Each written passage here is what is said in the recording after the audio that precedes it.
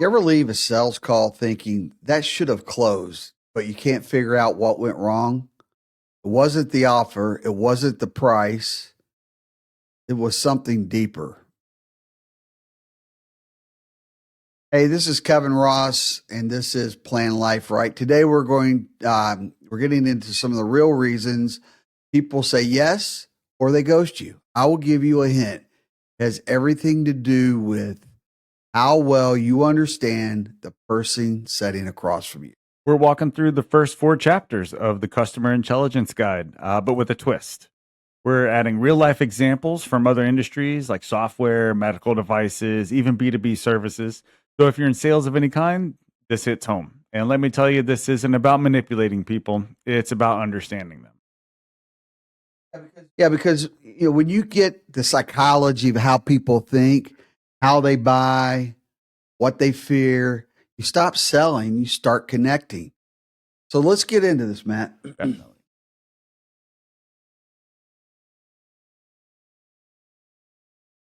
So in chapter 1, I talk about the foundation, and that's where most people think buying decisions are logical. What's the rate? What's the return? But really, 90% of decisions making is emotional. At least 90%. Right. And so logic just justifies that the emotions make that decision. So let me start with a story. I was with a rep and a man who came into the office asking about IULs, and he said, I just want a better yield than my 401k. But the more we talked to this guy, the more it came out, that he had 2 brothers that died relatively young. And what he really wanted was peace of mind, protection, not just growth. So people don't just buy products, they buy emotions disguised as outcomes. Yeah, same thing happened with SaaS rep that you coached. She sold software that reduced customer churn, but when she opened with, we cut churn by 20%, crickets. Right. But when you had her rephrase it and she started with, I know what it feels like to build a customer base and wake up to 3 cancellations before breakfast. We help you stop that bleeding. She immediately had their attention. It got real. It got put her inside that position. Right. It's all about really how you frame what you say and then how you say it. Whether it's insurance, software, or a hip replacement kit, your first job is to feel what that customer feels. If you're an advisor, here's a simple script. When you think about your money 10 years from now, what's the one thing that scares you? If you're another type of sales rep, you could try, what's keeping your team from hitting their quarterly numbers, and how does that show up in your day-to-day stress? So you're right in there trying to get to feel their pain. What is it that, you can't come out and say, what do you lose sleep over? But if you can get them to share like what their day looks like. There's ways to ask that question, though. Yeah. There's ways to ask that. But when you're like, what keeps you up at night? The guy's like, I don't even know why am I having I remember this? being out in a training. I was on training at a meeting and somebody said, so what are your pain points? And I want to raise my hand and say that question. Yeah, right. That's his main pain point. Everybody asks exactly. And everything you're saying, especially you're creating that emotional connection right from the get-go. What causes you pain? What scares you? What causes you stress? When you're asking those questions, well, then you're probably somebody that's here to help. I'm already starting to trust you because you seem like you want to help me. You don't want to take my money. You want to help me overcome stress. You want to help me overcome my fears. You're getting into that connection, so you kind of understand a little bit about what they're doing, but you want to know, kind of, behind the curtain, what's going on without coming in and saying what's behind the curtain. Right. You got to kind of get into that. I see that with the advisors that I coach. They're pitching the features, but the sale is in the feeling. The security, the freedom, the legacy. I mean, if they were selling cars, these guys would be pitching the horn and the headlights. That's right. I mean, no, this car is going to get you from point A to point B. It's going to get you there reliably. It's going to get you there safely. That's selling the car. These headlights automatically turn on when it starts raining. That's not selling cars. That's cool to have, but that ain't selling cars. It's just a feature. Exactly. So you got to sell that security, sell that freedom, sell legacy. And the sale starts where the pain is, not where your pitch deck begins. So the sooner you can create a painful situation in your client's mind or your prospect's mind, the quicker you're getting to an actual sale. Because you're there to solve a problem, meet a need, fill a gap. And if you can't get to that quickly, then your client's just going to see this meeting as an entire waste of time. Yeah, exactly. If you're not finding that emotional driver, you're just giving, like a car. you're just giving a presentation. You're not having that conversation.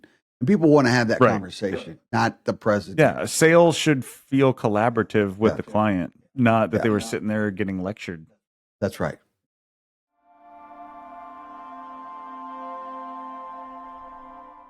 So, Kevin, chapter 2, that might be one of the most misunderstood in sales. You call it profiling the real buyer. And what do you mean by that? Well, we're taught to pitch to the decision maker, right? But the real buyer is the person with that emotional veto. Sometimes it's the spouse, sometimes it's their financial guilt, or the CFO of the company if you're doing B2B. And sometimes it's their past trauma. If it's in the financial side, it could be their past trauma with money, something that happened like '08 comes up a lot in our business, right? With clients specifically. Well, I met with a couple, he, typical, all business, spoke first, asked about returns, but the wife, I saw it in her eyes. She was distant. She was cautious. I asked her, have you worked with an advisor before? She said, yeah, but we got burned. That's when I realized that. I was like, oh, that's it. I'm not pitching them. I'm rebuilding her trust. I've got to defeat the boss over here in this corner that I've never even seen before. I got to defeat him. Then I got to win her. Then I can start helping these people. That's right. You can't just go right into the product pitch. That happens all the time. I've had several close friends that have been in medical sales. Oh, yeah, I bet. Yeah. So one that comes to mind is in orthopedic sales. He said he nailed the presentation to the surgeon, but the hospital's purchasing director walked in late. So guess who killed the deal? That admin. And why? Because she thought the rep talked too fast. My buddy talked too fast and didn't explain the billing codes. She came in late. He didn't circle back. And that's what killed it. So, well, how do you profile the real buyer? So here's what I wrote in the customer intelligence guide. What we teach to it's who influences this decision, even if they're not here. Right. So, it's my wife, but she's not here at the meeting, and so you got to identify that. So you got to, say questions or ask questions like, tell me about your past experience, your financial advisor, to your point. Or how do you and your spouse usually make money decisions? Or what's your biggest fear when it comes to money? Yeah. And the advisors, they might say, when you've made financial decisions in the past, who did you check with first? I'm telling you, I have had more brothers-in-law kill deals for me than I can even count. If there was no such thing as brothers-in-law, I might have a perfect track record in sales. That's right. So if there's somebody, who do you make financial decisions with first? Oh, my brother-in-law, he's an accountant. Maybe we need to rope him in. Maybe we need to reschedule this so that he can be present for this, because I want him getting it all firsthand. I don't want you playing telephone games. Some of these concepts are kind of tricky. He would be familiar with them. I'm familiar with them, and you're in the middle trying to translate that. That's right. You might explain it wrong, just not even on purpose, So, right. Exactly right. So finding out that if it is a financial decision that needs to be made, you better make sure all the decision makers are in the room with you, and you better survey the room, read the room, and figure out who's really calling all the shots. Husband may make all the money, but maybe the wife's the one that has the checkbooks. That's right. They're a premium payment or a purchase check. Not leaving that person unless you convince her.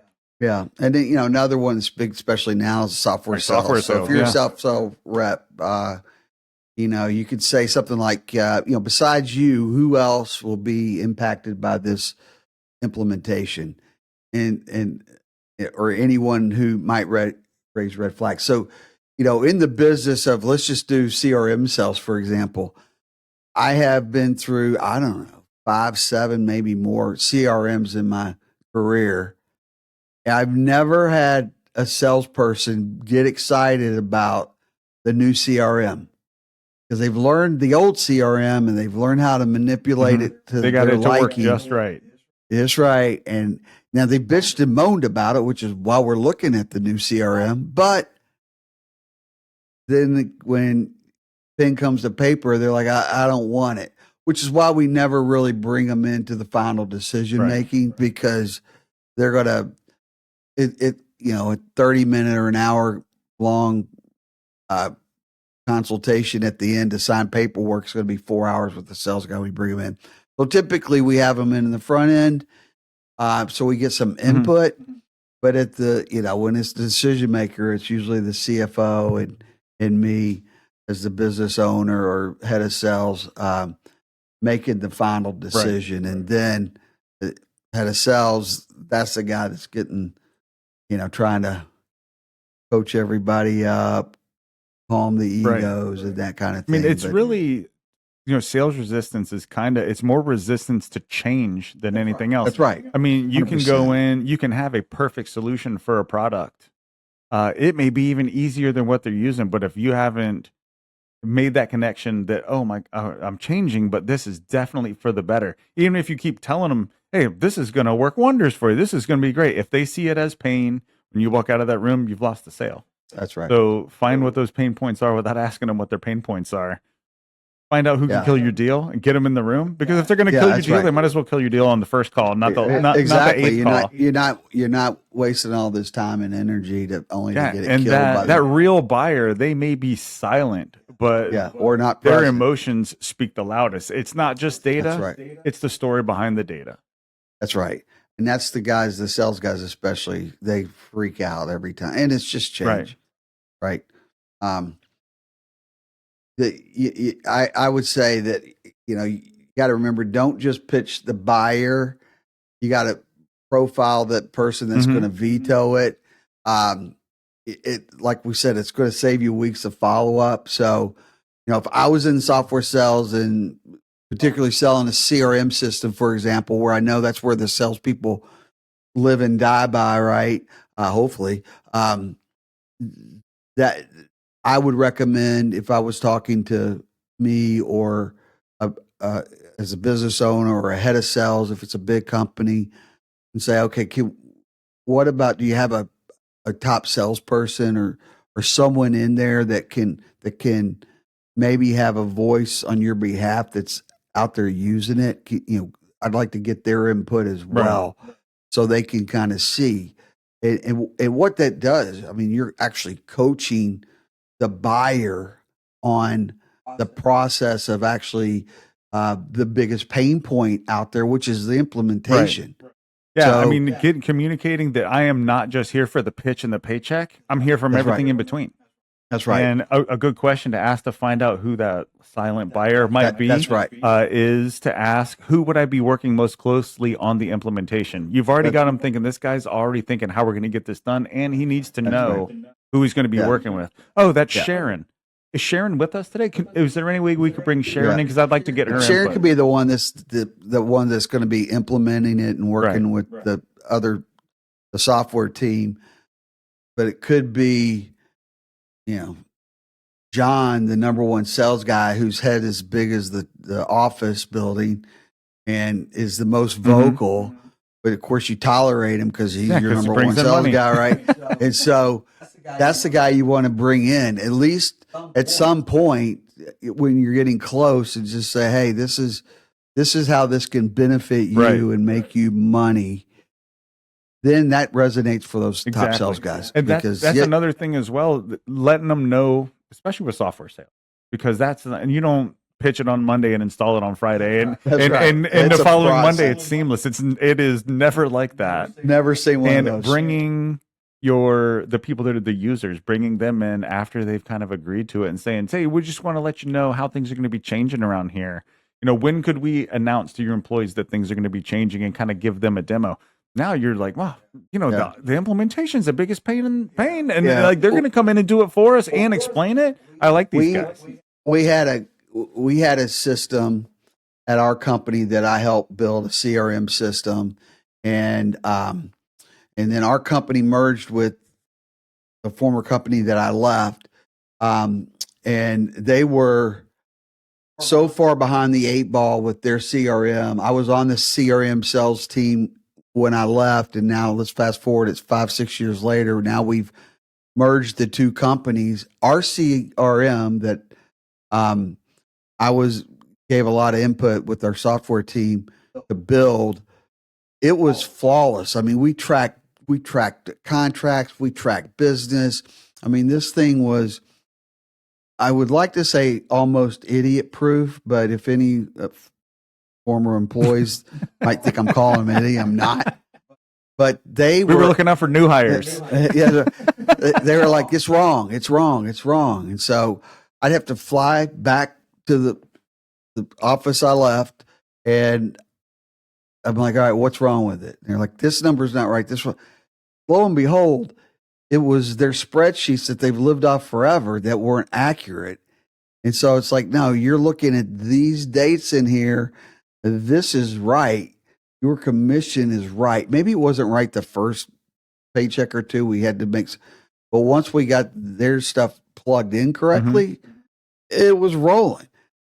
And they were still complaining because it was a change from what they were doing. And I helped design their other one before I left, and it was flawed because I left 30% into the bill out of that one, and then they didn't get any other sales guys' input. So it kind of just was the box type thing with a little bit of the tweaks. And when we had the meeting, I'm like, guys, 6 years, you guys have no reporting. That was the big thing. Yeah. We still got the CFO and his team that are putting out all the reports. You're doing it manually with the slide rule and graph paper. You're operating like we were 10 years ago, and this thing does it automatically. And they just couldn't get their head around it. So obviously we, moved some people around and got it happening. And then when that firm got bought up by the private equity, they took that system and they used that. Even though everybody was bitching from the other offices, it was still the best thing out there. And that silent buyer, if you convince them, they're the ones that are going to make that decision. They're going to be the cheerleader in the office when you're not there. They're like, no, this is the right way to do it. Remember, it's going to be this. It's going to be that. It's a voice that's still hanging in the room long after you've left. So you've got to isolate that person, find out who they are, pitch just to them if you have to. Because take them out. Yeah, the CEO may own the company, but if you want to know what's really working on there, call Sharon. That's like kind of how it is. At the end of the day, somebody's that's going to tell the CEO they hate this stuff, and the CEO's like, you're right, Sharon. Let's just do it your way. You've always been right. That's why I trust you. That's right. We're just going to do this, and then the guy's like, I thought we were into the signing, and then it all kind of blew up because